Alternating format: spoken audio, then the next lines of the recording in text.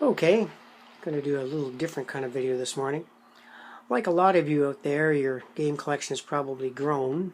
Mine's currently at about, I don't know, 120 games or so. I'm not really a hoarder. I try to keep my games to a certain level, just according to the shelf space I have. So once my shelves start to get full, I sort of just get rid of titles I'm not playing. But the subject of the video is going to be about sorting counters to games. I'll just show you some of the solutions I've come up with and give a little bit of history of how games were sorted in the early days and what solutions I've come up with. If anyone has any better solutions, I'm certainly willing to listen. Let's take a look at one of the first games that came out. This was Gettysburg, 1958 by Avalon Hill. Now this is their Gettysburg game, designed in 1958, and this is the 1964 edition. They had a simple solution for setting up the game, which was quite elegant and was repeated by other games, which we'll take a look at. They simply had a Union Order of Appearance card, a Confederate Order of Appearance card. You punch the counters, of course, and place them on this card. Setup time was about 10 minutes. There wasn't a lot of counters, and after a while, heck, we got so familiar with the game, we sort of learned the order of battle of the Gettysburg. So it was a simple solution and quite an elegant one. And games today still use this system. Let's take a look at one that does. Okay, just to show you that that was a tried and true method, the U.S. Civil War, designed by Mark Simonich in 2015, uses that same system. And this is one of my favorite strategic games on the Civil War, so I wanted an efficient method of sorting the counters. So let's see how you set up the game first. Take a look at the cards. Now, much like the 1964 edition of Gettysburg, Civil War used these very handy setup cards, showing illustrations and the exact hexes that the units set up in. Simple, but very elegant. Setup time in these would be maybe 10 to 15 minutes, but that will depend on how you sorted your counters, and I'll show you what solution I came up with. Now, one thing about these modern games, they're packing a lot of stuff in there, and you've got to have an efficient sort to get them all in. GMT went to these taller boxes, which I think was a good idea, and I'll show you what it looks like when using my method, how you can get them all in one box using, I used trays, but not the GMT trays. Let's just show you how packed this box really is. Okay, we're trying to get all this stuff in the box, and I'll show you a picture of what it looks like after the stuff is inside the box. How do you do it? Okay, now that's how I got them in. I bought these sorting trays from a store called Solutions here in Ottawa, and that's about the most efficient sort that I could get. These games that have the generic strength points, you can't set them up by core and division. That's not too logical. The best way is to sort them up by the strength points. I found this the best way to do it. And you can see this box is really packed. There's a lot of stuff in there. With the mounted boards, I've got some of the track markers in little bags. The cards are in elastics. And that's about as efficient as I can get it. I know some people have used the GMT trays and got at least 2 of them in. You do get these cardboard centerpieces that come with the game. They had to go. There's just no room to get the all the counters in. But we're getting a little bit off topic. I want to concentrate on the sortation of counters. That's the solution I came up with for games that have generic strength points. Just sort them in strength point ranges, and you should be good to go. Now, for the battles of the American Revolution system, I didn't feel you needed trays. The game is fairly easy to set up, but I found the most efficient way to set up the game was to bag the counters by the order of appearance. Turn 2, turn 3, turn 9, turn 1, that kind of thing. And you can get it to an acceptable amount of bags. Tactical chits, turn 5, that kind of thing. Easily fits in the box and no problem to set up. That was just my solution. I didn't think that trays were necessary for this series of games. Now that still holds true for the triple box, which I'll show you in a second. Okay, here we have the triple pack with Guilford, Saratoga, and Brandywine. Tri-pack it's called. 3 games in one box. How did I sort these? Well, again, space was becoming a problem. You've got mounted maps with this series, and the mounted maps itself fills about 3/4 of the box. I was able to keep the insert intact here, this cardboard insert, because in the end all the counters went to bags using the same system I had for the single titles. But as these tri-packs and other tri-packs are produced, fitting the stuff into the boxes is now becoming a problem. But anyway, that's one solution I had. Now I had a bit of a problem when it came to my own Mr. Madison's War, especially after they did the mounted board edition. Fortunately, Mr. Madison's War has got a fairly easy sortation system, which I built right into it. I wish more games had that. Since the war is 3 years, 1812, 1813, 1814, I found it of great use to sort the counters just by the colored dot. I put these colored dots on them: green 1812, yellow 1813, and red 1814. So I was able to sort the counters into bags, and the setup time was greatly reduced. Some spare counters in there. Like I said, this box is getting to be a little bit full, so I found bags was just fine for Mr. Madison's War. Now, when it comes to older games like Avalon Hill's Caesar Elysia, great game by the way, Avalon Hill had these very thin boxes, and you try to put any kind of anything extra in here and you've got a problem. Now these are just spare counters that someone did. I've got them in here. Haven't even used them all. With older games like the Avalon Hill Caesar, you don't have a lot of choice. These are some spare counters on punch to have. In the end, I just had to go with just bags, and no fine sortation was needed because the Romans just set up all in one big clump, and so do the barbarians.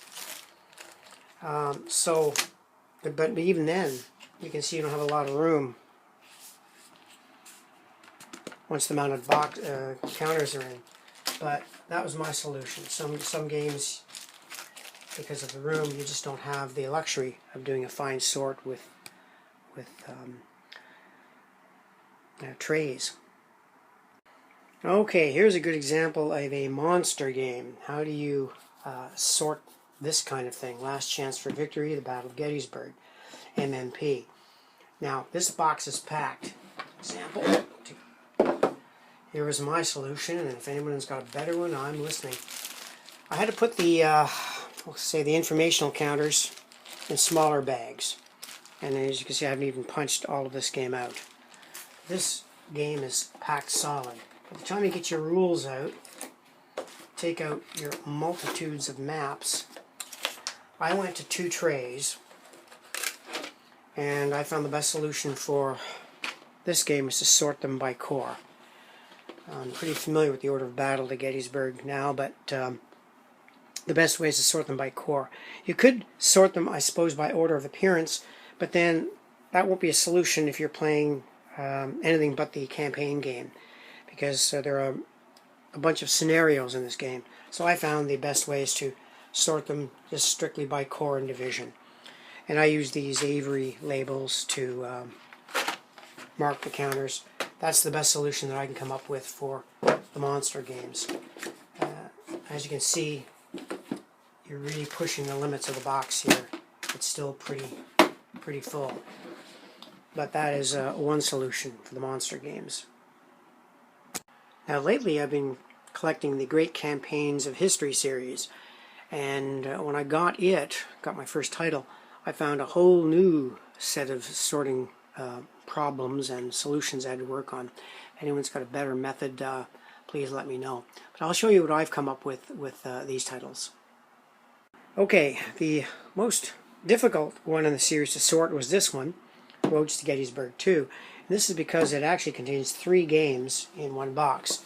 You got the sort of medium-sized box, and it was a challenge to get all 3 efficiently sorted in this one. Again, you can see the box is pretty full getting the stuff in. Here I was forced to do a combination of bags and trays. This was my solution, and it's only a partial solution. So, what I did was, and like I said, this isn't the most efficient way, I put the Antietam counters blue in one tray, Antietam Confederate in another, the Union Gettysburg in one tray, and the Confederates in one tray. Then I broke down the strength point markers, 1 and 2, 3 and 4, 5 and 6, 7 and 8, 9 and up, and I did the same for the Union. But even with that, I couldn't get all the counters sorted. So I had to go to bags for Rebels in the White House, which I haven't even played yet. And a lot of the information counters are in bags. So this one presented a real problem to sort efficiently. And I don't want to go to external sortation for any of my games. I want to keep all the pieces in one box. So if anyone's got a more efficient way of sorting these counters, I'll listen, because I really like this series. And having 3 games in one box is, well, we're beginning to push the limits, we'll say. Let's take a look at one of the single titles.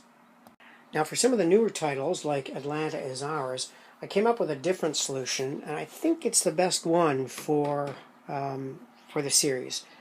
Again, if someone's got some better ideas, I'd like to hear what they've come up with.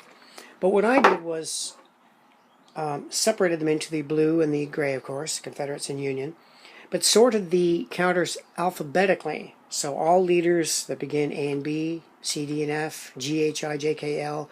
This took a while to set up, because I had to take every single counter, lay them out, count the number of A's, B's, C's, D's, and all that, and came up with this. It was the best I could come up with for setting up the game fairly quickly. That's one thing I like about it. My pet peeve is I don't like setting up games. I want to get playing them, not waste time setting them up. Putting it away is actually pretty fast too. But the disadvantage is I didn't have room for any of the Rebel strength counters and the Union strength counters. So what I do when we're playing, we just sort of dump the Union's strength point counters into a little wee container here, Rebels in another one, and draw the counters you need from there. That's about the only solution that I could come with and still get it into one box.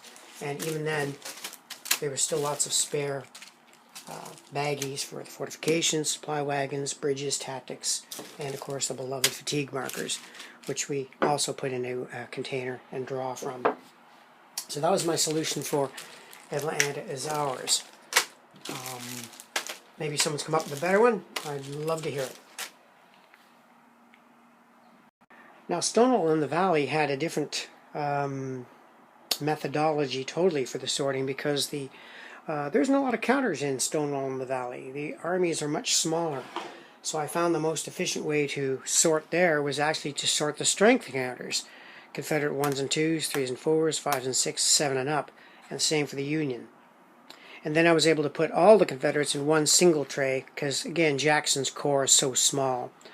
For the Union, I made a little tray for the leaders and then just sorted these into brigades, A through L, M through Z, and then put individual regiments.